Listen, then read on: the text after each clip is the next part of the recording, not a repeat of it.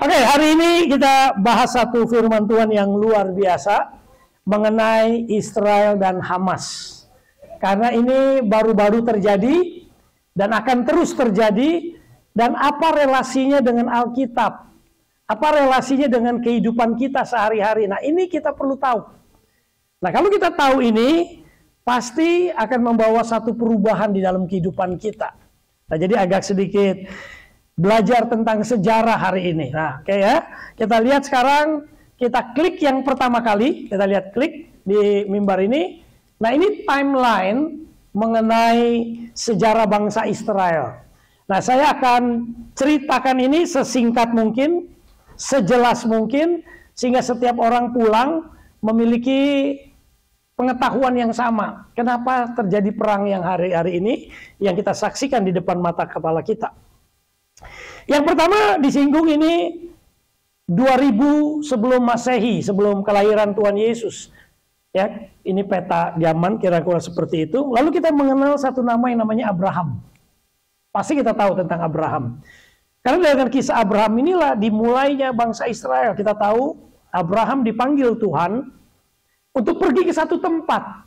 Tempat ini nggak dikasih tahu di mana, tapi dengan iman. Maka disebut Abraham itu bapak beriman. Dia pergi, dia taat sama Tuhan, lalu sampai dia menduduki satu tempat, dan kita tahu kisah lagi tentang dia bergumul tidak punya anak, lalu Tuhan memberi anak pada usia lanjutnya, dan anak itu bernama Ishak. Setelah Ishak lahir, Tuhan minta anak ini dipersembahkan. Betul-betul Abraham ini udah mempersembahkan hidupnya ini 100% untuk Tuhan. Sampai anak pun yang dikasih diminta balik istilahnya. Tapi Abraham taat. Dia ingin sacrifice anaknya. Tapi yang kita tahu itu tidak terjadi karena ada domba yang menggantikannya. Lalu Ishak, lahirlah anak kembar, Esau dan Yakub. Dari Yakub lahir 12 anak, 12 suku bangsa Israel. Disitulah pertama kali dikenal nama Israel. Karena Yakub diganti namanya. Ingat, setelah pangkal pahanya dipukul, namamu bukan Yakub tapi Israel, artinya putra mahkota. Di situ kita mulai konsep mengenal pemilihan bangsa Israel sebagai bangsa pilihan, bangsa yang berkenan di hadapan Tuhan.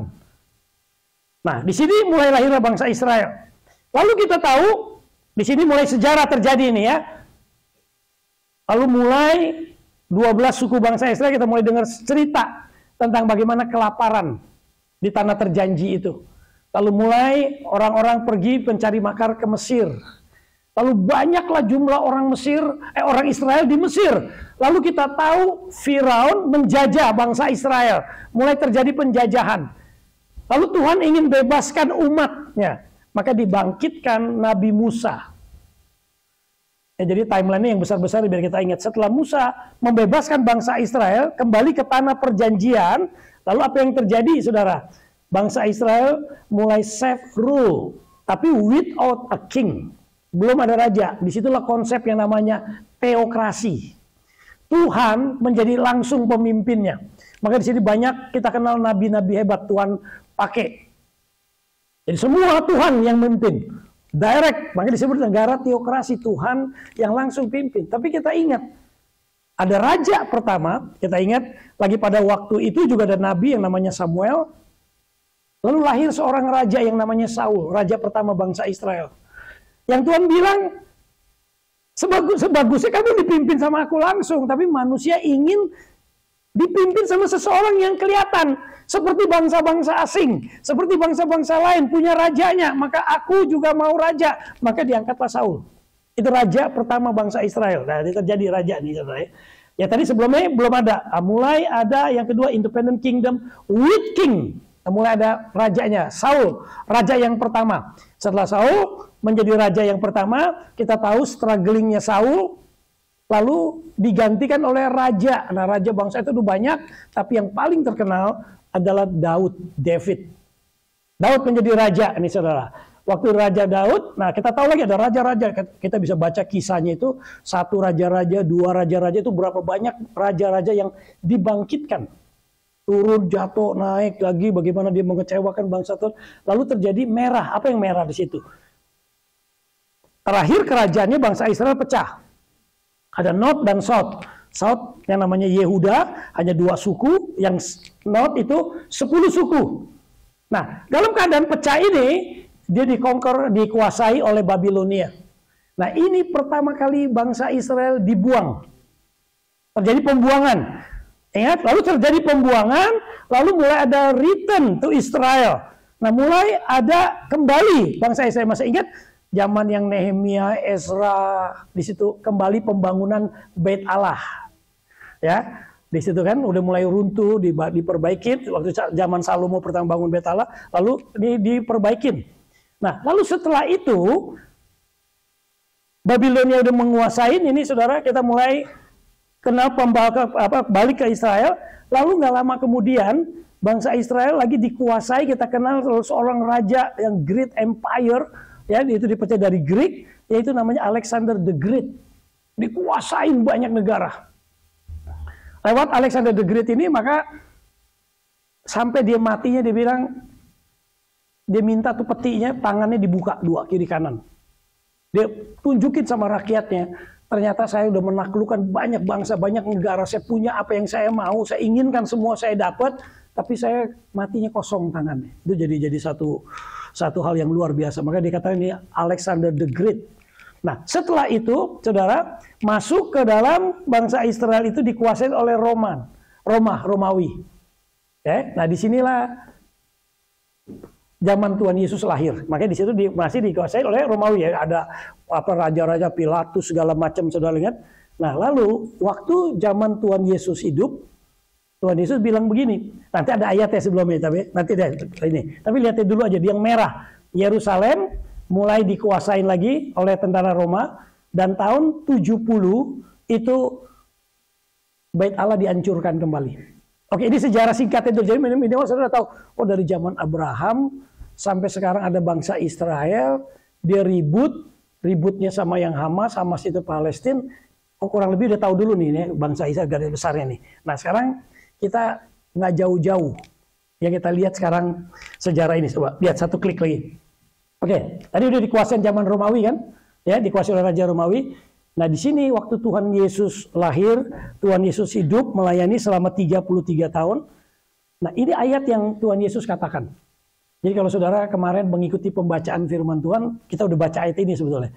Belum sampai Lukas ya, sekarang dari Lukas. Tapi sebelumnya ada di Matius, Markus juga ada. Di Lukas, yang nanti kalau saudara baca 21, dapat ayat ini. Oke, kita baca sama-sama, Bait Allah dihancurkan.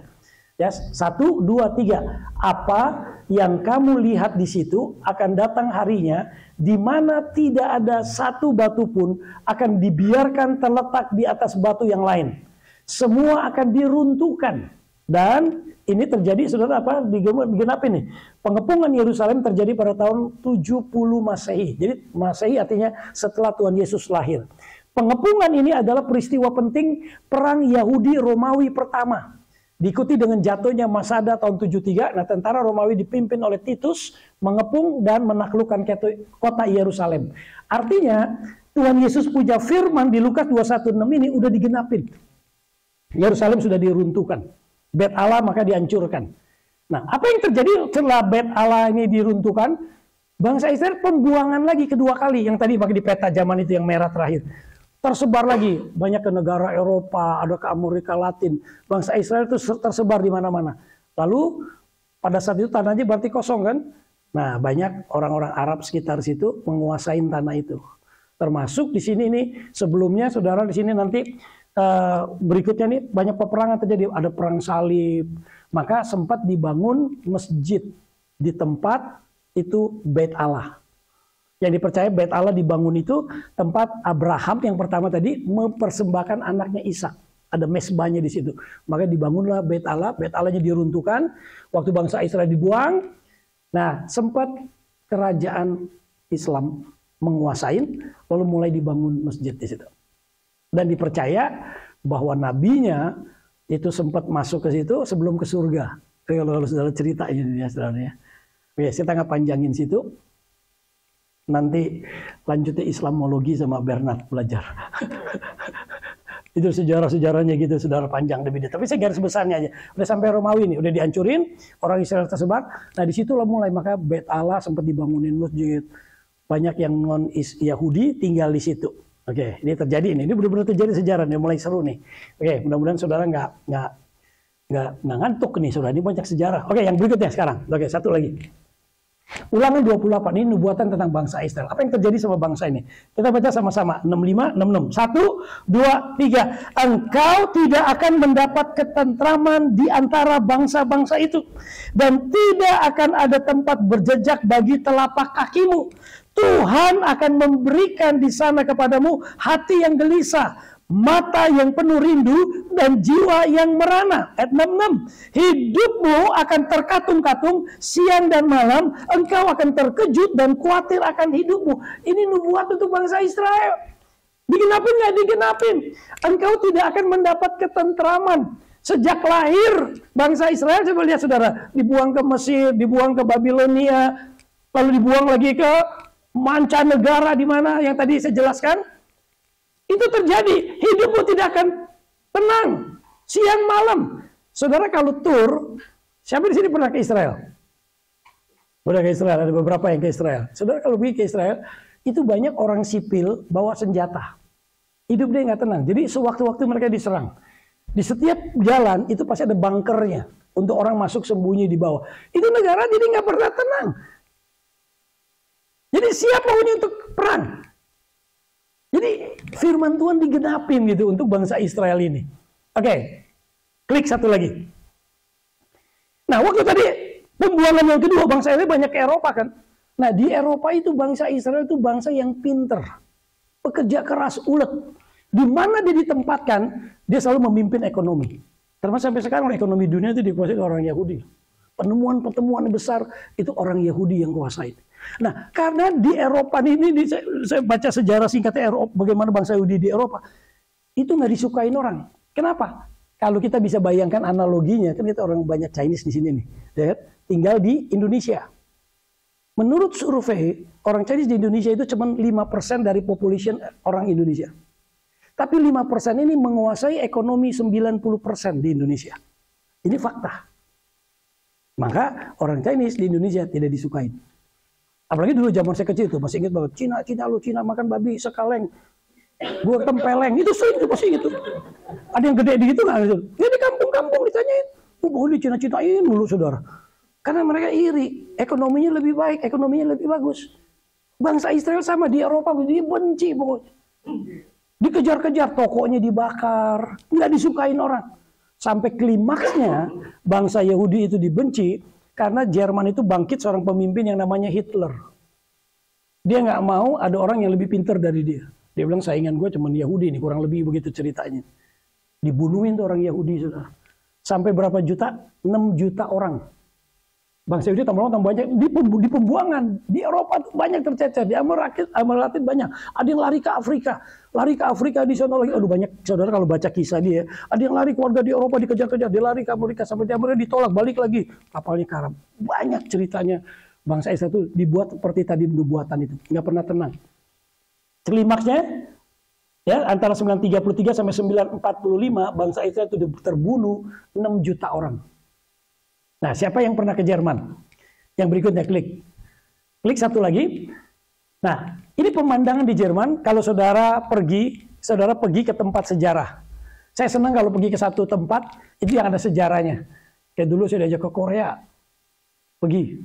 Kalau ajak kemana anak-anak cari kafe, cari makanan. Kalau sebelum mana? Saya mau pergi ke perbatasan. Yang Korea Utara sama Korea Selatan udah pernah pergi belum? Oh, kita pergi tanda tangan dulu di situ ada tanda tangan tuh. Bisa sewaktu perang pecah, bisa apa tanda tangan dulu, bisa lewat ke bum. Saya ngelewatin tuh ngeliat tuh tentaranya itu. Tempat garisnya gimana. Itu sejarah gitu. Saya senang kayak gitu. Jadi waktu ke Jerman saya pergi nih, ngelihat itu bednya masih ada sekarang, dibuat museum. Bagaimana orang Yahudi tidur di bed-bed seperti itu, bangunannya masih ada dipelihara. Dan tiap hari pokoknya ada penggasan aja. Berapa orang digas, mati, lalu dibakar. Udah dibakar di krematorium, itu hasil tulang-tulangnya bakarannya. Dan ini sampai sekarang ada museumnya. Jadi saudara nanti kalau ke Jerman, lihat. kisah-kisah sedihnya itu banyak. Ini sejarah, jadi benar terjadi gitu loh saudara. Apa yang Bible tulis itu related sekali. Oke, jadi udah pembuangan ini paling tragis di dunia. Maka diperingatin hari Holocaust itu seluruh dunia. Oke, setelah itu kita kembali yang berikutnya. Nah, disuruh perhatiin Alkitab ini. Nah, kembali ke Alkitab. Jadi sejarah, fakta, lalu kembali ke Alkitab. Kita lihat di Alkitab ngomong apa? Lukas 21:20 sama Lukas 21:29 nanti kita baca. Oke, baca balik ke yang tadi kita baca dulu ayatnya Lukas tadi. Oke, Lukas ini perhatikan 21:20 ya, baca 1, 2, 3. Apabila kamu melihat Yerusalem dikepung oleh tentara-tentara, ketahuilah bahwa keruntuhannya sudah dekat. Ayat 29, lalu Yesus mengatakan perumpamaan ini kepada mereka. Perhatikanlah pohon ara dan pohon apa saja. Disuruh perhatikan pohon ara. Pohon ara, throughout the Bible, the fig tree, yaitu pohon ara, is a common metaphor for the nation of Israel. Jadi kalau bicara pohon ara, itu represent bangsa Israel. Nah, jadi kamu perhatikan di dunia ini kapan akhir zaman, udah perhatikan Israel. Nah, kurang lebih begitu intinya.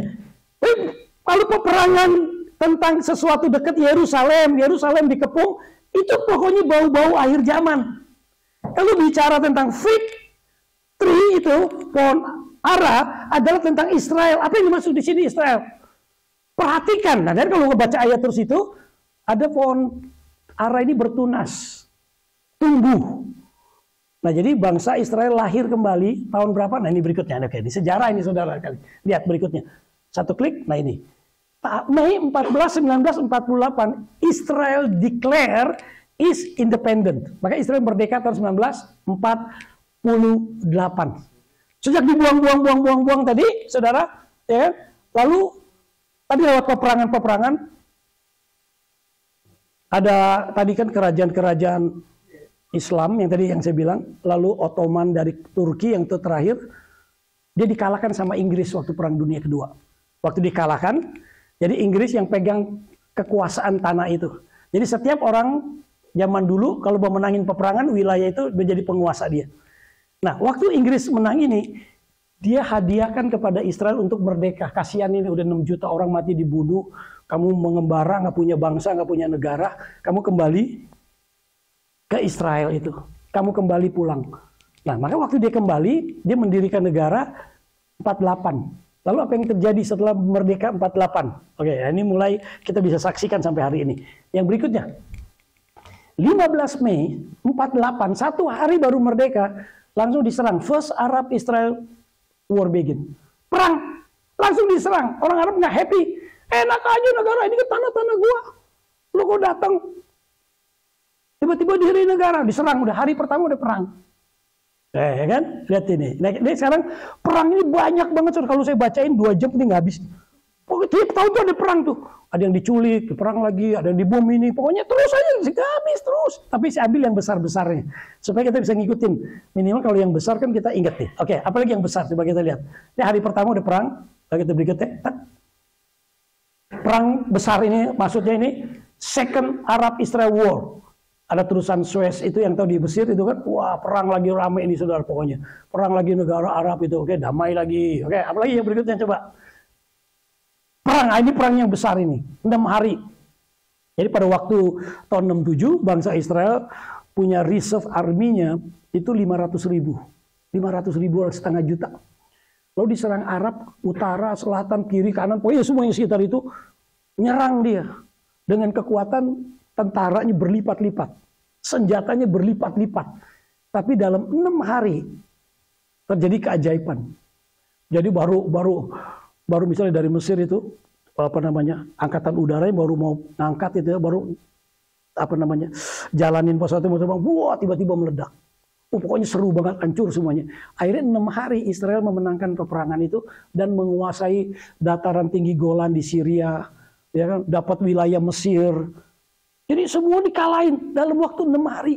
Padahal jumlah tentaranya kecil. Itu kisahnya terulang lagi Alkitab Perjanjian Lama. Kalau sudah baca-baca dulu, Israel perang, nanti disimpulin. Jadi sampai sekarang itu terjadi, ya, perang 6 hari. Oke, yang berikutnya. Ini peristiwa besar lagi. Tahun 72, bangsa Israel udah merdeka jadi negara, ikut Olimpik kan. Dia ikut Olimpik. Dia punya atlet, 11 orang dibunuh. Di Sandera. Itu rame itu. Di Munich itu, di Jerman itu. Tahun 72 disebut makanya Black September. Lalu lihat di penyerangan Black September, September 11, coba lihat saudara, September. Kenapa gitu saudara? Coba perhatiin. September terjadi lagi saudara. Bangsa Israel ada 11 atlet itu. Oh ini dunia rame ini. Pokoknya tentang Israel itu pasti menarik. Ya kan? Udah terjadi pembunuhan ya. Oke, yang berikutnya. 6 Oktober 1973 Yom Kippur War. Ini perang besar juga saudara. Wah diserang lagi tuh sama negara Arab. Jadi Yom Kippur nih saudara. Tahun 73 perhatikan 6 Oktober. Nah Yom Kippur itu apa? Coba klik satu lagi. Nah, Yom Kippur itu ternyata adalah hari sucinya bangsa Yahudi. Nah, kemarin tahun ini 2023 ternyata dia memperingati Yom Kippur itu ke 50 tahun. Kenapa 50? Kan menarik. Tuhan Yesus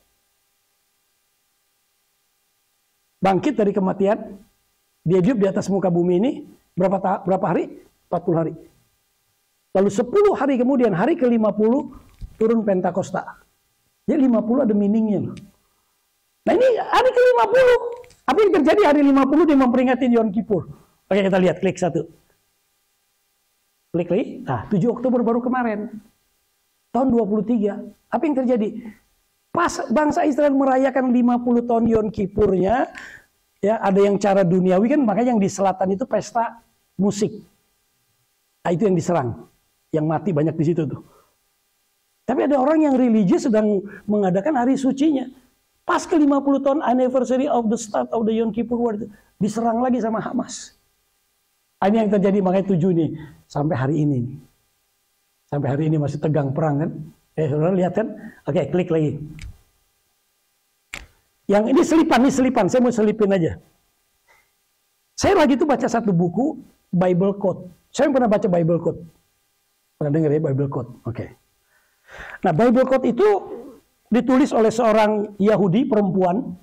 Dia mempelajari bibliomancy ini saudara. Ini seperti bibliomancy artinya dari Bible dia lihat, dia bisa seperti dapat penglihatan gitu. Jadi seperti, tapi ini memang bau-baunya kayak fortune teller. Dia bisa baca, dia bisa lihat gitu. Jadi saya mengutip ini bukan berarti saya percaya fortune teller, bukan. Cuman ada satu yang menarik yang ya buat pengetahuannya supaya kita tahu. Karena di Alkitab ada kisah kelahiran Tuhan Yesus di Bethlehem. Siapa dulu yang tahu? Bukan imam, bukan ahli Taurat, bukan orang Farisi yang mendalamin Taurat pada waktu itu. Siapa yang dikasih tahu? Wise man, orang dari Majus. Itu apa? Itu kayak semacam fortune teller yang dia bisa baca astronomi. Ada bintang yang terang, ini ada something yang terjadi. Jadi message Tuhan kepada seluruh dunianya orang berdosa, orang percaya, lihat ada sesuatu yang terjadi, alam menceritakan kemuliaan Tuhan. Tapi dia bisa tangkap, wah ini ada something ini. Maka orang Majus itu datang menyembah bayi itu. Nah jadi ini bukan saya suruh percaya ini. Tetap kita kembali firman. Tapi ada sesuatu yang menarik. Apa yang menarik? Oke, yang menarik ini. Klik satu. Ayo. Di sini kan terjadi tuh perang Israel, damai apa. Akhirnya PLO yang dipimpin oleh Arafat, ya sampai akhirnya kita tahu dia udah diakuin oleh PBB segala macam. Akhirnya membuat perjanjian damai. Perjanjian damai itu di Oslo tuh, ya, sama perdana menteri namanya Yitzhak Rabin, bangsa Israel sama PLO. Pada waktu itu Clinton tuh jadi pendamainya, selalu Amerika damain, ya damai sebentar. Lalu ada di Bible Code bukunya itu, penulis itu, di Bible Code itu dia tulis, dia bilang begini, ada namanya dia bisa baca Yitzhak Rabin. Lalu dia katakan, will assassinate. Lalu ada kata juga di dalam, dia baca di Bible itu, dengan cara dia membaca, lihat, ada kata Amir. Betul, so digenapin 4 November 1995, by Yigal Amir, nama Amirnya, pembunuhnya, ekstremis Jews. Yang membunuh Yitzhak Rabin, digenapin, saudara. Lalu banyak lagi yang udah terjadi. Misalnya Twin Tower, itu udah dimasukkan ada di Bible, kalau dia lihat dua bangunan tinggi gede, itu akan ditabrak hancur. Orang terjemahin, wah ini Twin Tower. Nah, bisa terjadi namanya cocokologi. Dicocok-cocokin, oh ini cocok, oh ini cocok, ya ini. Makanya kita nggak usah percaya Bible Code, saya juga nggak percaya Bible Code. Tapi yang menarik ini sekali lagi, saudara, baca satu ya ini. Klik lagi satu. Nah, yang menarik gini, waktu ini dibaca terus, Tauratnya itu, dia bukan hanya ada kata Yitzhak Rabin, ada kata Amir. Di situ keluar kata Netanyahu. Nah, siapa Netanyahu itu? Nah, ini menarik ini, saudara. Dia perdana menterinya Israel. Nah, ini saudara lihat nih, sekarang saya kutip nih. Lihat list of Prime Minister of Israel. Dari negara itu merdeka 48 sampai hari ini, dicatat siapa-siapa yang pernah memimpin. David Ben Gurion, tahun 48 dia merdeka, yang pertama. Terus nih saudara, dia sempat lagi kepilih kedua kali. Karena kalau dia turun, orang lain ini dia bisa dipilih lagi, dia menang. Jadi aneh memang cara pemilihan, coba lihat tuh kan. Levi, tersebut namanya Goldemir, Yitzhak Rabin, tadi kan. Dia mulai itu dulu, dia ketemu ke second time, tahun 1992-95 dia dibunuh. Waktu second time, waktu dia jadi Perdana Menteri. Yang berikutnya saudara lihat. Klik. Ya kan? Ada kata Binyamin tadi, Netanyahu ini ya, dikatakan will his people to war. Itu ada di buku Deuteronomy, Ulangan. Yang orang yang saya bilang Bible Code itu bisa baca itu. Lalu saudara lihat tahun 95-96 Perdana Menteri namanya Shimon Peres. Kaget-kaget saudara. Tahun 96-99 Binyamin Netanyahu jadi Perdana Menteri pertama. Buku ini Bible Code mulai ngetop tuh tahun 90. Saya baca sekitar tahun-tahun itu tuh. Wah, saya bilang seru nih. Saudara perang, pada perang lagi tuh kecil-kecil perang. Waduh, dia mati nggak nih? Nggak mati saudara. Wah, berarti buku ini dibohong dong. Iya kan? Berarti nggak digenapin, ya udah lupain lagi. Kaget-kaget dia kepilih lagi kedua. Second time 2009 sampai 2021 dia kepilih. Wah, seru lagi nih, perang lagi, bisa ada perang nggak pernah. Waduh, kapan nih dia mati nih? Kalau dia mati maksud saya di buku canggih juga gitu nih kan. Dia nggak mati. Turun dia nggak jadi Perdana Menteri. Ya udah lewat dah. Tahun 22 third times. Ketiga kali dia dipilih jadi Perdana Menteri. Nah, sekarang lagi masa dia jadi Perdana Menteri. Nah, ini makanya menarik buku ini buat saya selipin aja gitu. Jadi buat kita sedikit yang tidur bangun gitu. Yang belum semangat jadi semangat, ya lihat nih. Ini lagi ketiga loh saudara. Nah, jadi kalau benar-benar tahun ini, tahun depan dia lagi masih berkuasa, dia mati. Dia bilang gitu loh. All his people to war. Dan nggak pernah terjadi sekarang katanya mobilisasi tentara Israel paling cepat. Pernah terjadi perang-perang sebelumnya dari seluruh dunia pulang ke Israel. Kalau sudah baca berita, baca beritanya. Orang juga kagum. Itu dari negara manja Israel pulang semua, yang kerja berhenti kerja pulang datang ke Israel mau jadi army. Dan nggak pernah terjadi seperti itu. All his people to war. Nah, kalau dia di assassinate, kita kebaktian tiap hari aja lah. Ya, menarik loh saudara, menarik kan ya. Saya bilang, waduh, saya baca dilihat, waduh, menarik banget nih. Oke, yang berikutnya. Lalu saudara perhatiin juga Mazmur 83 ayat 4 dan 5. Lalu digenapin juga ayat ini, mulai digenapin saudara. Baca sama-sama ya, 1, 2, 3. Mereka mengadakan permufakatan licik melawan umatmu, dan mereka berunding untuk melawan orang-orang yang kau lindungi. Yang bawahnya ayat 5. Kata mereka, marilah kita lenyapkan mereka sebagai bangsa, sehingga nama Israel tidak diingat lagi. Udah digenapin belum? Udah saudara. Dari Iran, ini Iran negara yang sangat anti-Israel. Pemimpinnya itu berapa kali ngomong, di PBB dia ngomong, kita akan musnahkan Israel dari peta bumi, nggak bakal ada Israel lagi. Jadi willingness-nya itu udah ada, saudara, udah digenapin, kita udah ngomong. Banyak orang ingin melenyapkan. Ya kan, udah digenapin lagi saudara ya. Oke, yang berikutnya satu lagi. Tentang Gaza, yang sekarang peperangan kita Gaza, semua orang dia kenal Gaza. Alkitab udah banyak ngomong tentang Gaza. Lihat Amos 1 ayat 6. Oke, kita baca lagi biar pelan-pelan kita bisa ngikutin. Ya, 1, 2, 3. Beginilah firman Tuhan. Karena 3 perbuatan jahat Gaza, bahkan 4, Aku tidak akan menarik kembali keputusanku, oleh karena mereka telah mengangkut ke dalam pembuangan suatu bangsa seluruhnya untuk diserahkan kepada Edom. Aku akan melepas api ke dalam tembok Gaza sehingga purinya dimakan habis. Lihat, api lagi banyak di Gaza sekarang. Bom itu nggak berhenti-berhenti. Bakar ini, bakar itu. Dan dunia sekarang lagi tertuju kepada Gaza. Siapa lagi Gaza lagi sih? Pasti kita familiar banget. Satu lagi ayat. Kisah tentang Simpson. Hakim-Hakim 16 ayat 2. Oke, kita baca ya.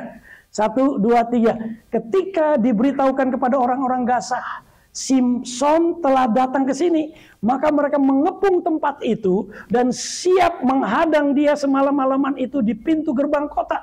Tetapi semalam-malaman itu mereka tidak berbuat apa-apa karena pikirnya nanti pada waktu fajar kita akan membunuh dia. Simpson itu kisahnya di Gaza. Nah, sekarang sedang terjadi sesuatu di Gaza. Oke, yang berikutnya. Satu klik lagi. Nah, ini saudara mulai perhatikan, ini aplikasinya. Ini aplikasinya.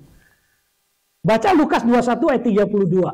Ya. 1, 2, 3. Aku berkata kepadamu, sesungguhnya angkatan ini tidak akan berlalu sebelum semuanya itu terjadi. Jadi Tuhan bilang, nanti perhatikan kalau buah ara itu bertunas, ya, dan angkatan ini yang menyaksikan buah ara itu bertunas, bangsa Israel merdeka, angkatan ini tidak akan berlalu. Artinya apa? Aplikasinya begini. Israel merdeka 1948, sekarang tahun 2023. 2023 dipotong 1948 jadi berapa? 75 tahun. Jadi bangsa Israel sudah merdeka 75 tahun.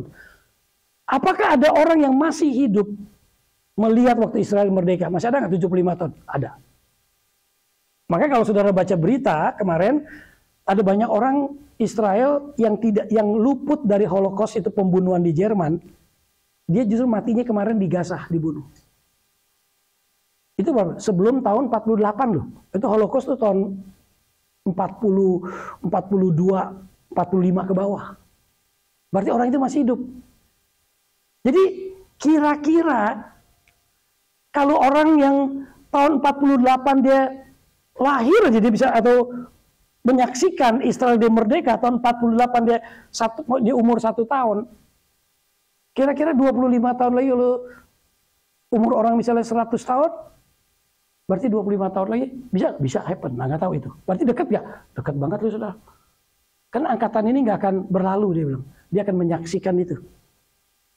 Nah, makanya 33-nya dia berkata begini. Baca ayat 1, 2, 3, langit dan bumi akan berlalu, tetapi perkataanku tidak akan berlalu. Ayat 34, dia pesan ini dari Tuhan Yesus. Ini perhatikan, kalau Bible Code cuma buat pengetahuan aja, buat seru-seru aja, buat gelitik-gelitik kita itu loh. Orang dunia aja serius loh ngelihat akhir zaman loh. Kok kita main-main sih gitu? Jaga dirimu, supaya hatimu jangan syarat oleh pesta pora. Makan terus di Riverwood, pesta terus, hati dia bilang, dan kemabukan serta kepentingan-kepentingan duniawi, dan supaya hari Tuhan jangan dengan tiba-tiba jatuh ke atas dirimu seperti suatu jerat. Sampai-sampai kita nggak tahu jadi jerat. Sebetulnya akhir zaman itu sesuatu yang, kedatangan Tuhan itu sesuatu yang kita nanti-nantikan. Sama seperti 5 wanita yang bijaksana, dia siapin minyaknya karena dia tahu pengantinnya akan datang. Tetapi orang yang nggak siap-siap itu seperti perempuan yang bodoh, hari kedatangan Tuhan jadi seperti jerat. Jadi ini aja, kita hati-hati. Jadi kita prioritaskan apa yang penting buat gereja, apa yang penting buat hidup kita. Dan yang menarik saudara buat saya nggak siapin di sini, cuman kepikiran saya gini. Saudara, begitu dia perang Israel sama Hamas, Amerika langsung kirim kapal induk. Saudara perhatiin ya, ada 2 kapal induk dikirim. Selalu untuk backup Israel. Tapi ada satu buku yang saya baca tentang akhir zaman, dia bilang begini, nanti Amerika itu akan bankrupt. Dia nggak bisa nolong Israel lagi. Saudara, selidikin secara ekonomi di dunia, Amerika sedang parah. Dan berapa kali dia punya DPR-nya kalau yang di Indonesia itu, menaikkan plafon kreditnya. Coba kalau plafon kredit yang dinaikin, negaranya udah bangkrut. Saudara baca nggak berita itu? Udah berapa kali dia harus rapat, dia naikkan plafonnya dulu supaya negara itu nggak bankrupt. Jadi udah mendekati ajal kebankrapan. Jadi nanti kalau Amerika bangkrut, dia tidak bisa lagi membantu Israel. Ngurusan sendiri, waduh Amerika nanti kacau. Dia nggak bisa bantu Israel, perang di Israel terus nggak pernah berhenti kan. Nah di situ musuh akan datang tuh. Kitab Wahyu udah jelasin. Dari utara, kuda merah, apa datang nyerang Israel. Dan Israel nggak dibantu Amerika, dia udah kewalahan. Diserang habis. Lagi itu dia berseru, Mesias tolong. Mesias itu datang. Dari pintu gerbang sebelah timur. Nah, kalau saudara ke Israel ini, di Yerusalem itu ada tembok Yerusalem yang kuat. Di situ ada pintu gerbang timur itu yang disebut sekarang Golden Gate. Golden Gate. Nah, Golden Gate itu dipercaya dari situlah istilahnya arahnya Tuhan Yesus datang dari timur. Lalu waktu zaman kerajaan Islam berkuasa, dia juga tahu kenubuatan ini. Dia bilang, oh Tuhan Yesus datang dari timur supaya dia menggagalkan Tuhan. Karena di dalam Taurat itu dijelaskan ditulis bahwa imam, kan Tuhan Yesus imam besar, dia akan datang, dia nggak boleh nyentuh mayat. Kalau mayat, jadi dia kayaknya menghindar jauh. Nah, jadi untuk mencegah itu, ini secara dunia akal-akalan, di pintu gerbang Golden Gate itu ditaruh kuburan orang M. Itu banyak itu, dan pintu gerbang sampai sekarang ditutup. Dia aja ngerti itulah akhir zaman. Orang bukan orang Kristen maksudnya, jadi sini relate. Kok kenapa kita nggak terlalu percaya sampai dia taruh kuburan di situ untuk memperlambat Tuhan Yesus datang. Kalaupun jangan datang gitu kurang lebih. Jadi maka kembali lagi jaga diri kita. Apa yang sedang terjadi ini di depan mata kita sedang liatin aja. Kayak lihatnya nanti kalau Benyamin Yahu mati itu ya. Aduh. Udahlah kita Bible study aja tiap hari lah. Ya kan? Terus Amerika bangkrut itu di hadapan kita nih, lihat ini. Itu udah nggak lama. Nah makanya kemarin Pak Niko dia meeting sama beberapa pemimpin besar. Salah satunya Rick Warren, dia sebutin ada berapa 6 pemimpin dunia yang bikin empowerment itu, leadership apa segala macam. Dia ngomong sharing.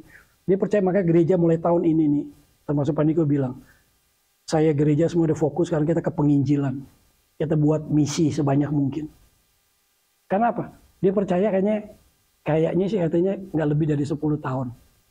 Tapi dia bilang tidak pasti. Dalam arti memang Tuhan Yesus pasti datang. Tapi tanggal tahunnya nggak ada pun seorang yang tahu. Tapi dia bisa datang. Bisa dia datang. Karena tidak jauh dari Israel merdeka itu 48. Kalau patokan salah satu yang saya pelajarin. Jadi orang itu akan, angkatan itu masih menyaksikan. Amin? Yuk kita kembali tundukkan kepala, kita berdoa. Pemimpin pujian mungkin siapkan satu lagu sambil kita merenungkan aja firman Tuhan hari ini yang saya bagikan. Bukan untuk menakutkan kita, tapi untuk menyadarkan kita supaya kita berjaga. Mungkin kita hanya berpikir tentang pesta pora. Kita hanya berpikir membangun ini, membangun itu, saving ini, saving itu. Semua nggak salah. Tapi juga adakah di hati kita tempat bahwa kita percaya semua ini akan berlalu dan Tuhan berjanji dia akan datang kedua kali. Hidup kita akan berbeda kalau kita tahu dia pasti datang. Cara kita melayani akan berbeda kalau kita tahu dia akan datang.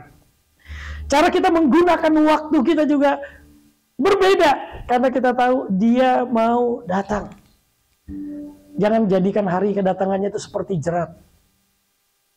Jerat sepertinya kita nggak siap, kita nggak aware, tiba-tiba kita keperangkap. Tapi hari ini hanya Tuhan ingatkan setiap kita, jangan jadi wanita yang bodoh. Maka kadang-kadang kita relate apa yang terjadi di sekitar kita dengan apa yang ditulis oleh firman Tuhan. Kita harus kembali percaya firman Tuhan iya dan amin. Langit dan bumi akan lenyap, tapi firman Tuhan tidak akan pernah lenyap, tidak akan pernah berlalu.